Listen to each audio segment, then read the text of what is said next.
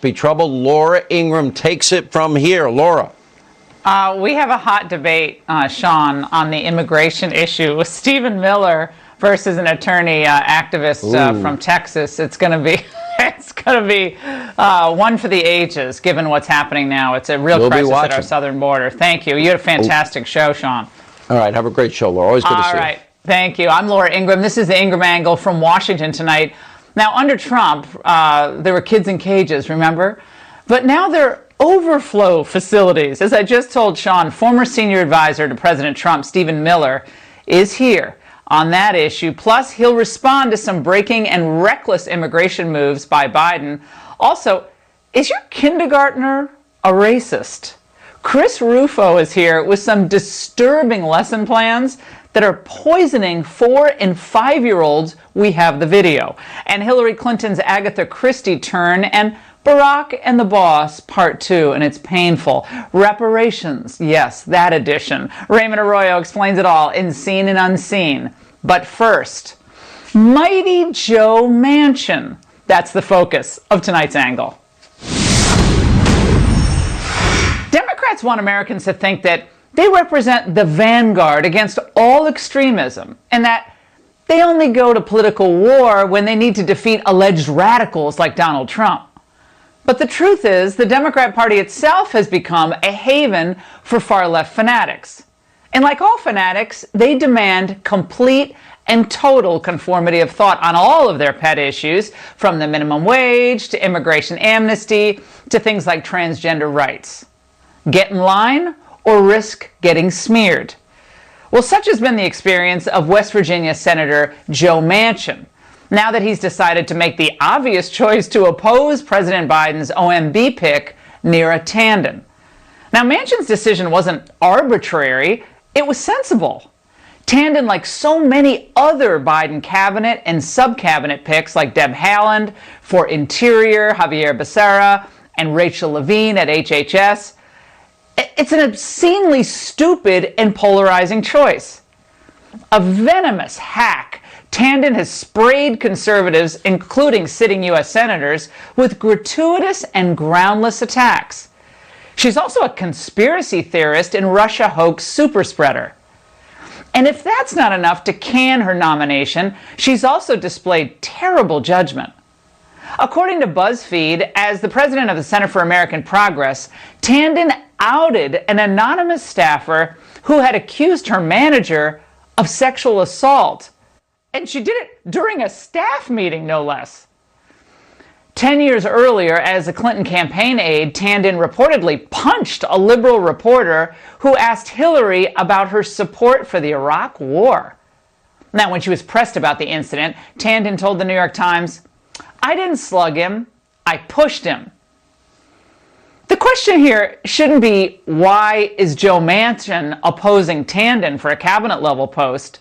The question should be, why the hell did Joe Biden ever pick a left-wing hatchet woman in that position in the first place?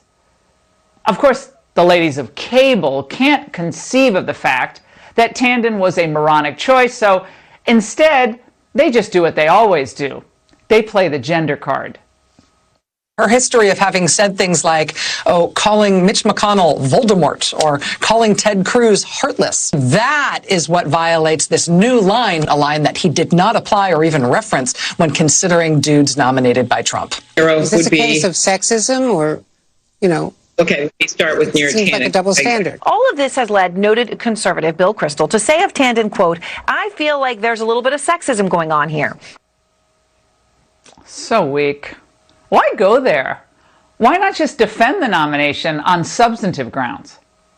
I can tell you why. Because Tanden's qualifications are really flimsy, that's why.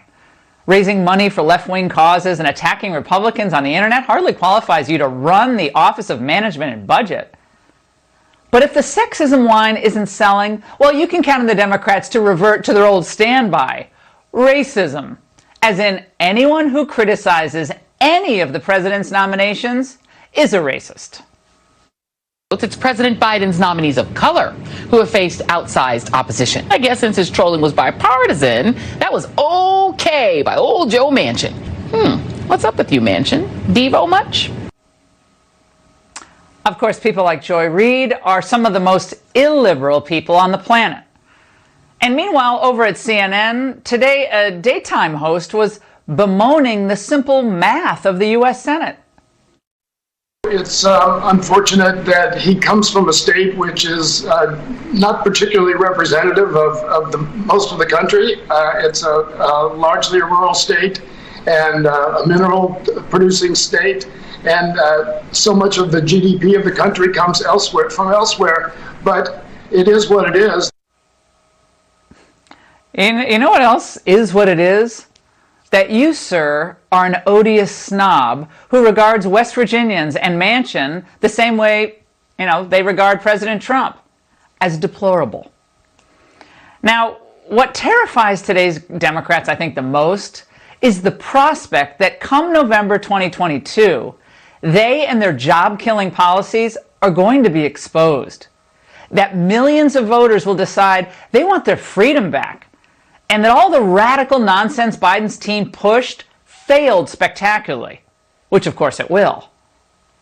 Democrats have the slimmest of margins in the Senate, and thus they're moving radical executive orders and destructive legislation through as fast as they can. They're desperate to prevent anyone with Trump's views from winning national office ever again. Thus, their introduction of the so-called For the People Act, which is anything but. If that becomes law, it would mandate nationwide, automatic, and same-day voter registration. Well, the feds would also be in control of early voting and vote by mail. No problem with fraud there, of course. And of course, if you oppose this takeover of Senate and state voting prerogatives, then you're a racist.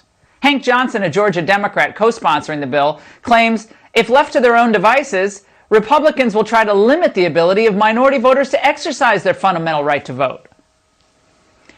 Democrats know that Trump made gains with minority voters, and I'm telling you, they plan to blunt it going forward by starting commissions to claim that Republicans are white supremacists hiding in sleeper cells all across America.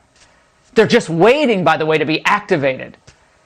It's also transparent, it's predictable, and it's totally dishonest. And in so many other areas, as in so many other areas, Democrats are making huge mistakes by vilifying people like Manchin, while elevating hardcore radicals like Tandon. Biden's going to find out the hard way that voters, they didn't give him a mandate to remake America. His only mandate was maybe to deal with COVID and reopen America. And we know Dr. Fauci isn't about to let that happen anytime soon. Hispanic and African American voters, like so many Americans, are tiring of these nonsensical lockdowns. We've been warning you about these since last April. And they're really worried, especially when it comes to the schools and the kids. And Republicans will be there every step of the way to remind those voters the party that kept them locked down and which party wanted them to be free. So I have to ask, why does Joe Manchin even want to put up with this nonsense anymore? The party of radicals and reparations, that left him a long time ago. Democrat leaders patronize and humor Manchin when they need his vote. But at this point, it's just obvious that they simply hate him, and they hate his constituents as well.